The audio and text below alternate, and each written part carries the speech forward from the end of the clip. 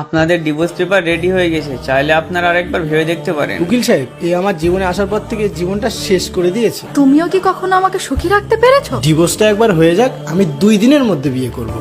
আমার কাছেও ছেলেদের অভাব নেই। আমাকে বিয়ে করার জন্য ছেলেরা লাইন দেবে, লাইন।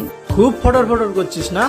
আপনি আপনার জীবনের জন্য ভাবছেন আর আপনি আপনার জন্য, কিন্তু একবারও কি ভেবে দেখেছেন আপনাদের ডিভোর্সের পর এই ছেলেটার কি হবে?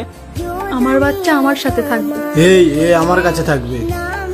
যদি এ আপনার কাছে থাকে তাহলে এ কখনোই বাবার ভালোবাসা পাবে না, আর যদি আপনার কাছে থাকে তাহলে কখনোই মায়ের ভালোবাসা পাবে না। আর যদি আপনার কাছে থাকে তাহলে মনে রাখবেন, একজন সৎমা অন্যের বাচ্চাকে কখনো আপন করে নেবে না। দ্বিতীয় বিয়ের পর আপনারা ঠিকই আপনাদের জীবন সাজিয়ে নেবেন, কিন্তু এই বাচ্চাটা মাওড়া হয়ে যাবে, ওর জীবনটা ওখানেই শেষ হয়ে যাবে। ডিভোর্স নেওয়ার আগে একবার অন্তত আপনার বাচ্চাদের জন্য ভাববেন। মা বাবা তার সন্তানদের যে ভালোবাসা দিতে পারে, পৃথিবীর কেউ তাকে সেই ভালোবাসা দিতে পারবে না।